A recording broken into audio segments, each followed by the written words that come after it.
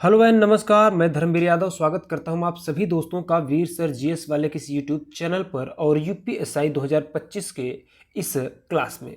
साथियों, यूपीएसआई 2025 के लिए हम लोग जीके जीएस का अध्ययन कर रहे थे और ये जो जीके जीएस का अध्ययन है अभी मैं आप सभी को इसके अंतर्गत पीवाईक्यूज करवा रहा हूं। और इसमें भी सबसे बड़ी और सबसे महत्वपूर्ण बात तो ये हो जाती है कि जो पीवाईक्यूज है मैं आप सभी को कैसे करवा रहा हूं, चैप्टर वाइज करवा रहा हूं। जी हाँ दोस्तों, जो आपने थंबनेल पे देखा बिल्कुल वैसा ही यहाँ पे चीज़ें चल रही हैं। तो चैप्टर वाइज निकालना दोस्तों बहुत ही बड़ी बात हो जाती है। काफ़ी मुश्किल से सारी चीज़ों को इकट्ठा किया गया, प्रश्नों को इकट्ठा किया गया है। तो आप सभी के लिए काफ़ी मेहनत किए हैं हम। इन सारे प्रश्नों को एक जगह मैं आपको दे रहा हूं, वो भी चैप्टर वाइज दे रहा हूं। तो जैसे आज हम बात करेंगे भाग 6 की, ठीक है। भाग 6 में किसका उल्लेख है? राज्य की। तो राज्य की कार्यपालिका की, राज्य की विधायिका की, राज्य की न्यायपालिका की। तो राज्य की विधायिका, कार्यपालिका, न्यायपालिका से मिला करके लगभग 60-70 प्रश्न पूछे गए हैं। कब से कब तक? तो 1991 से लेकर 2021 तक जितने प्रश्न हुए हैं या कहें जितने परीक्षा हुई यूपीएसआई के 1991 से लेकर 2021 तक सभी परीक्षाओं में पूछे गए प्रश्नों को हमने शामिल कर लिया है इस चैप्टर में, ठीक है। इस चैप्टर से जितने प्रश्न पूछे गए सब इसमें शामिल हैं। तो इससे बेहतर तैयारी अब आपकी क्या ही हो सकती है कि आपको चैप्टर वाइज जो है कि पीवाईक्यूज दे दिया जा रहा है। और साथियों, आप जानते हैं कि 2021 में लगभग 54 शिफ्ट में पेपर हुआ है। तो हर एक 54 शिफ्ट से प्रश्नों को निकाल के मैं आपको करा दे रहा हूँ। यानी इतने सारे प्रश्न मैं आपको करा दे रहा हूँ कि प्रश्न छूटने के कोई चांसेस ही न रह जाएंगे। ये प्रश्न या कहें कि ये जो आपको क्लासेस मिलती हैं रोजाना शाम को 10 बजे आपको मिल जाती है, 9 बजे, क्योंकि हिंदी का मैं वीडियो अपलोड करता हूँ तो 9 बजे हिंदी का भी मिल जाता है आपको पीवाईक्यू, ठीक है।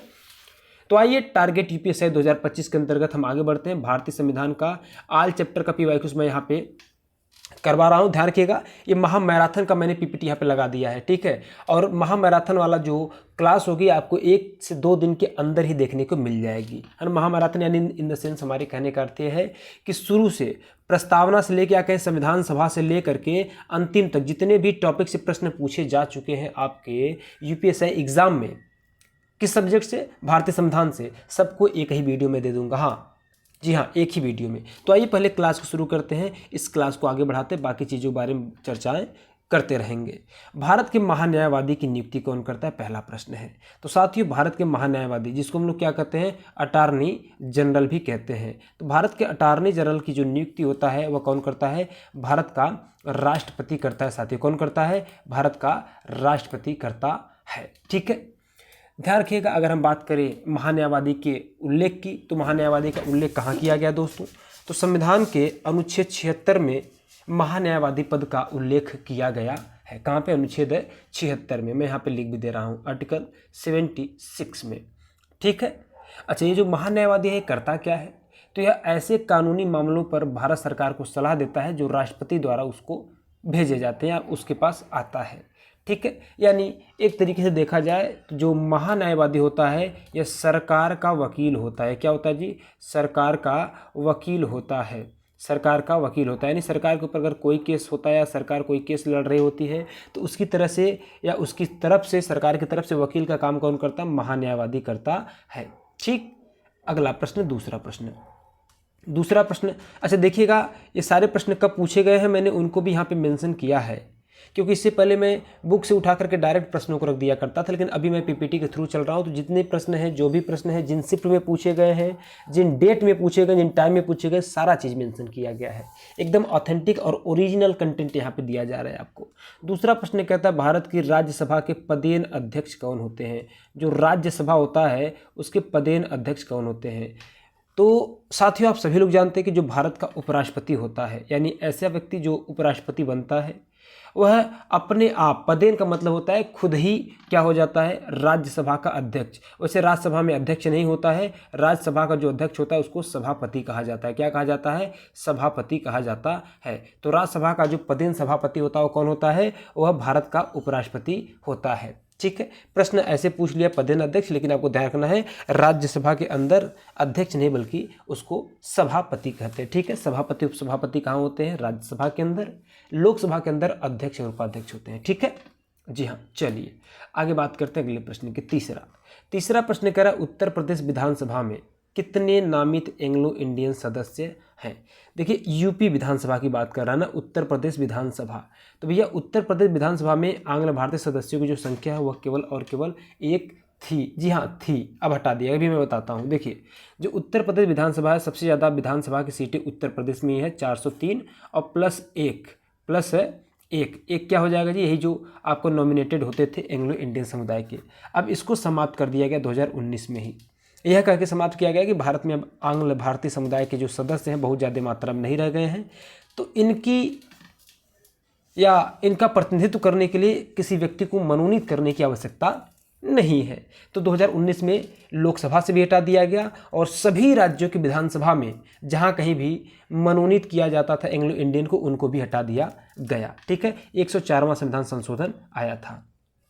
ठीक है ना। तो उत्तर प्रदेश में कितने हैं भैया, कितने नामित हुआ करते थे? तो एक। तो इसका तत्कालीन प्रश्न या कहें कि उस समय के अनुसार क्या हो जाएगा, ऑप्शन नंबर सी यानी एक उत्तर हो जाएगा। ये प्रश्न भले पूछ लिया कि कितने सदस्य, लेकिन पूछना चाहिए था कितने सदस्य थे। ठीक है, अगला प्रश्न है चौथा। कहता है भारत में राज्य विधानसभाओं का चुनाव कौन आयोजित करता है? जो राज्य विधानसभा का चुनाव होता है दोस्तों, उसको कौन आयोजित करता है? राज्य विधानसभा का चुनाव कौन आयोजित करता है?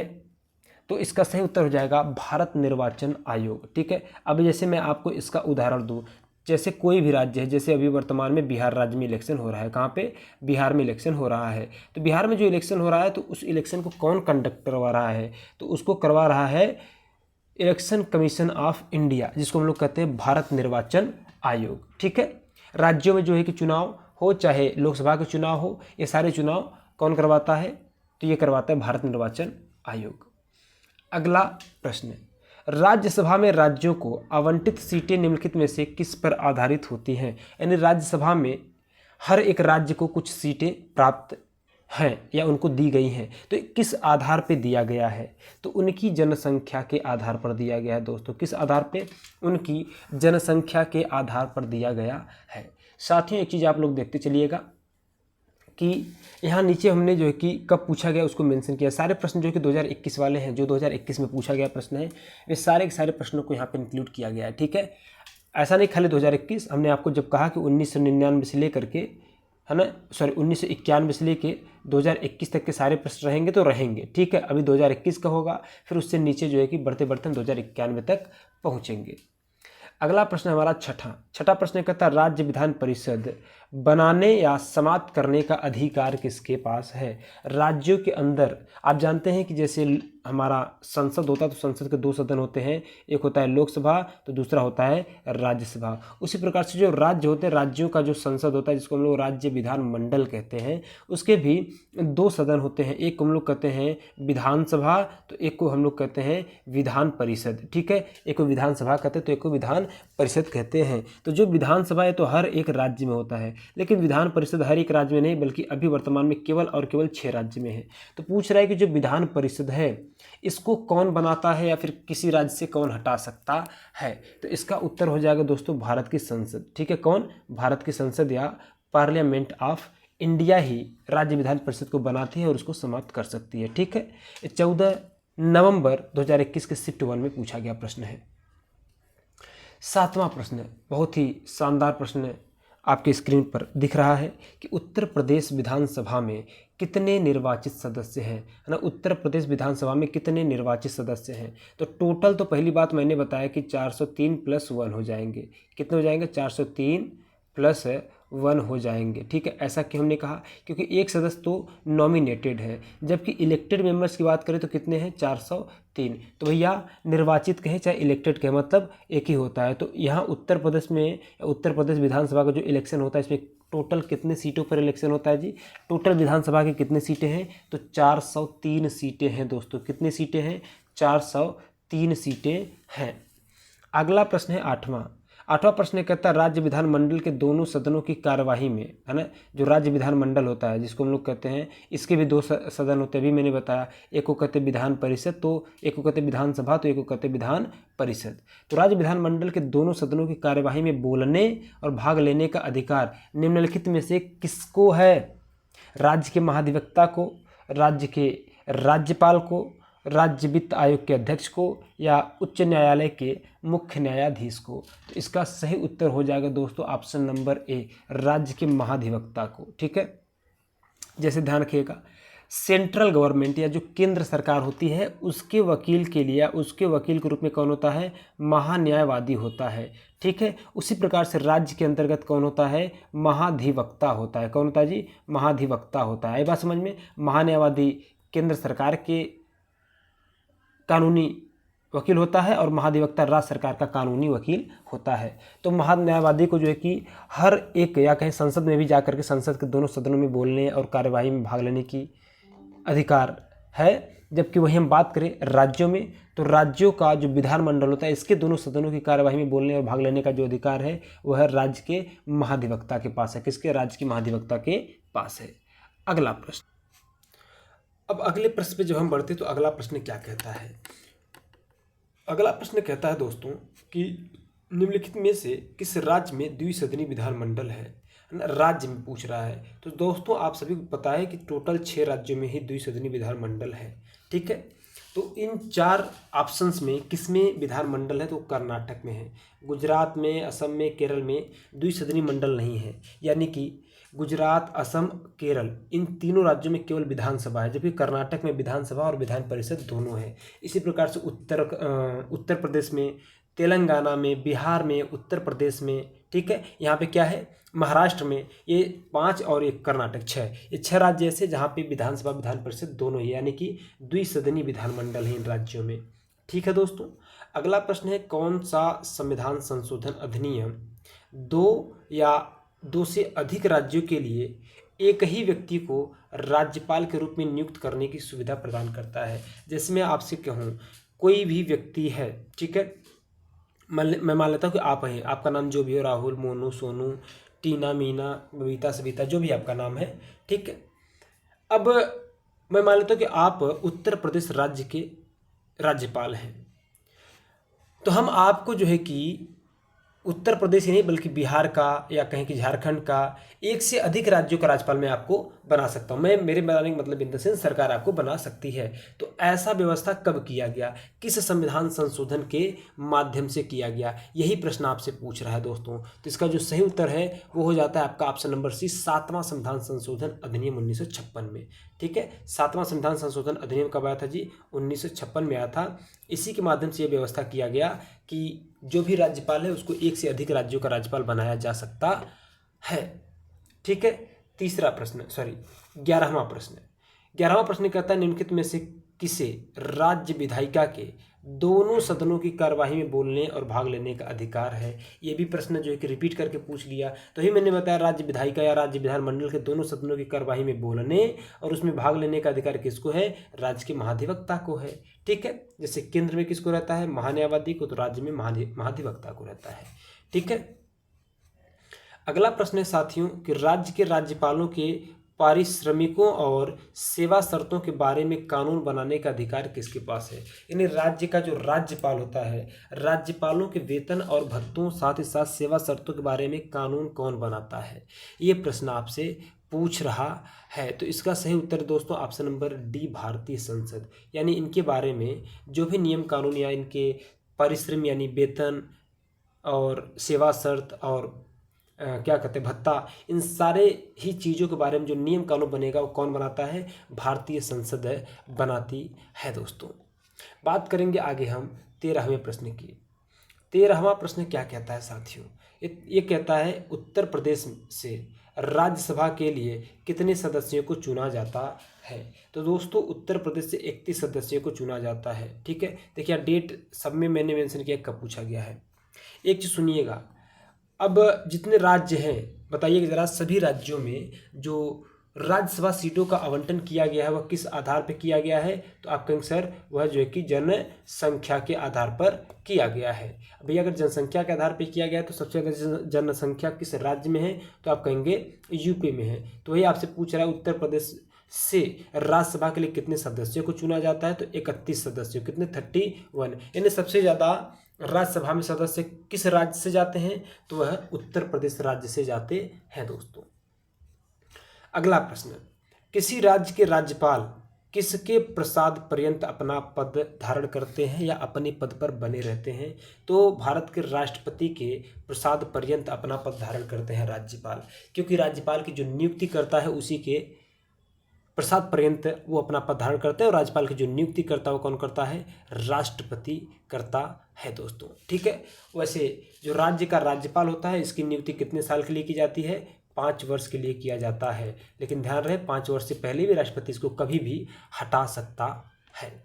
आगे बात करेंगे हम 15वां प्रश्न पे। 14 प्रश्न हो गया, 15वें प्रश्न की अगर बात करें तो 15वां प्रश्न कहता है भारतीय संविधान के अनुसार भारत में किसी राज्य की विधानसभा में अधिकतम संभव सदस्यों की संख्या क्या है? कहता है किसी भी राज्य विधान संख्या की बात करें, किसी भी राज्य में जो विधानसभा सीटें हो सकती है ज़्यादा से ज़्यादा कितना हो सकता है? तो दोस्तों 500 से ज़्यादा किसी भी राज्य में नहीं हो सकता। हालांकि आज तक इतना नहीं पहुंचा है। सबसे ज़्यादा उत्तर प्रदेश का, वही 403 है। जनसंख्या के आधार पे आप चाहे जितना सीटें बना लें, लेकिन 500 से ज़्यादा नहीं बना सकते, वही इस प्रश्न के कहने का आशय है। ठीक है। ऐसे कुछ चीज़ों को और मैं बता दूं, जो अनुच्छेद 170 ना, उसी के माध्यम से कहा गया है कि ज़्यादा से ज़्यादा 500 विधायक एक राज्य के लिए चुने जा सकते हैं और कम से कम 60 सदस्य। ठीक है, 60 से कम नहीं होने चाहिए, लेकिन आपको पता है कि इसके भी अपवाद हैं।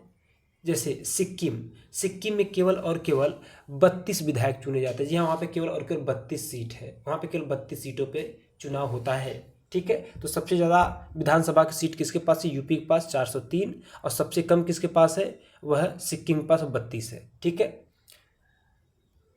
सिक्किम अपवाद में आ जाता है क्योंकि 60 से कम नहीं होने चाहिए, लेकिन यहाँ पे तो केवल 32 ही है। ठीक है। इसके अलावा भी 1-2 राज्य है जहाँ पे कहीं 40 है तो कहीं 30 है, उसके बारे में बाद में चर्चा करेंगे। फिलहाल यहाँ अगले प्रश्न पे। अगला प्रश्न कहता है राज्य के महाधिवक्ता को पद से हटाने की शक्ति किसके पास है?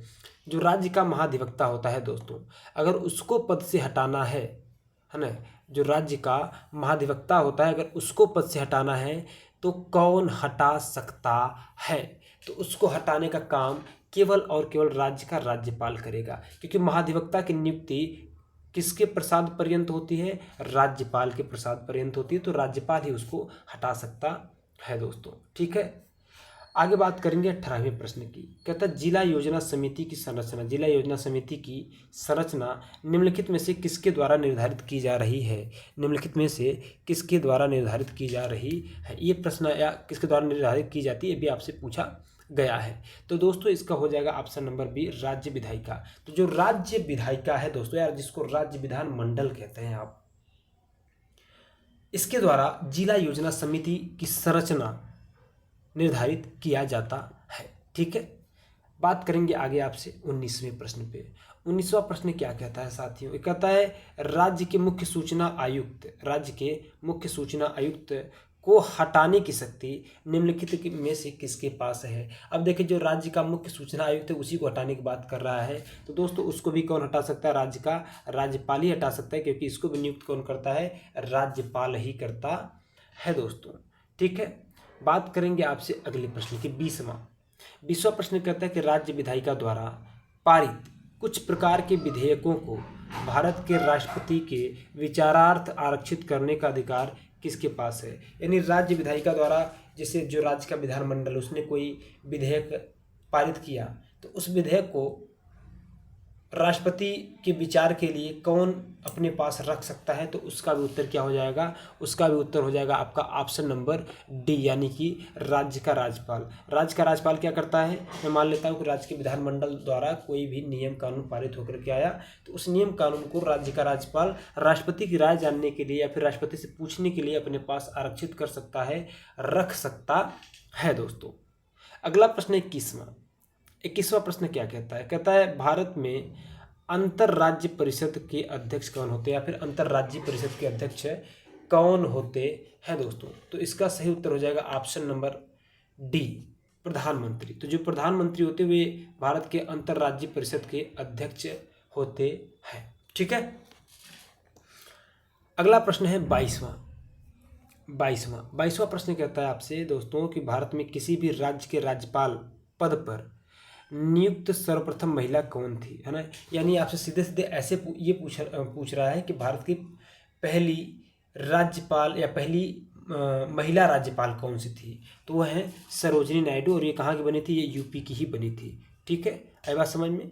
तो ध्यान रखिएगा, सरोजिनी नायडू पहली महिला राज्यपाल हैं भारत की। ठीक है। 23वां प्रश्न कहता है इनमें से कौन विधान परिषद की ताकत के विषय में सही है। विधान परिषद की कुल संख्या विधानसभा के सदस्यों की कुल संख्या के 1/3 से अधिक नहीं होनी चाहिए, ये सही है। ठीक है, ये क्या है जी, ये सही है। एक सेकेंड,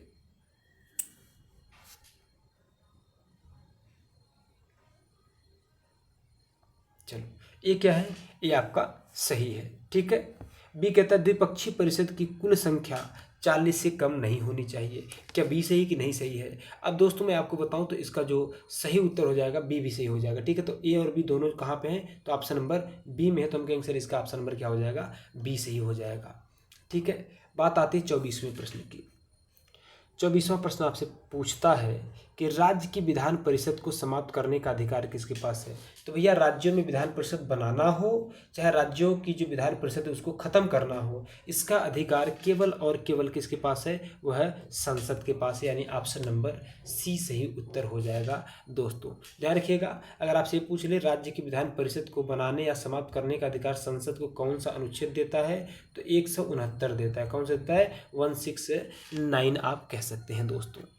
ठीक है, बात करते हैं 25वें प्रश्न की।